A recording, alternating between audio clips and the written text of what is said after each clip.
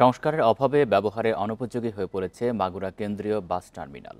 Drain ভরাট হওয়ায় সামান্য বৃষ্টিতেই তৈরি হয় জলাবদ্ধতা। এতে ভোগান্তি বেড়েছে টার্মিনাল ব্যবহারকারীদের। যদিও দ্রুত ব্যবস্থা নেওয়ার আশ্বাস দিয়েই দায় সারছে পৌর কর্তৃপক্ষ। বান্ডেল থাকলে প্রতি সেনমানিতে টাকা বাঁচবে। বিকাশ সেনমানি বান্ডেল কিনে জিতুন প্রতি লেনদেনে।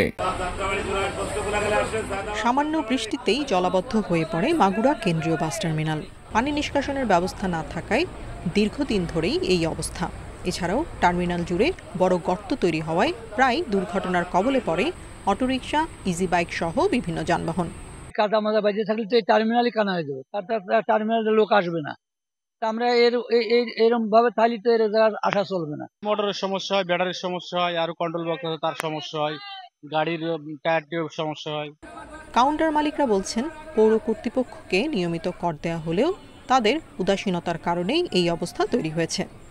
আমাদের কাউন্টারের মধ্যেও পানি উঠে যায় এবং এই সংস্কারের কাজের জন্য কয়েকবারই প্রতিনিধিদের জানানো হয়েছে, কিছুক্ষণ পরেই তারা আবার ভুলে যায়। পানি এইভাবে জমেই থাকে। ইন্দ্রা একটু খেয়াল দিলে এই জায়গার উন্নতি হয়, কিন্তু ইন্দ্রা তো আসলে খেয়াল করে না।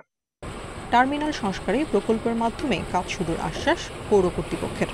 আমাদের একটা প্রকল্প আছে আর ইউটিডিপি, এই প্রকল্পের আওতায় আমরা বাস টার্মিনালের এই এলাকা ভবন সংস্কার, মেরামত ও সংস্কারের জন্য প্রস্তাব দিয়েছি। ওই প্রকল্প ইনশাল্লাহ শুরু হলে আমরা বাস্তবায়ন করব। 2001 সালে 3 একর জমিতে গড়ে ওঠে মাগুরা কেন্দ্রীয় বাস টার্মিনাল। দক্ষিণাঞ্চলের 16 জেলার বাস চলাচল করে এই টার্মিনাল থেকে। Independent news.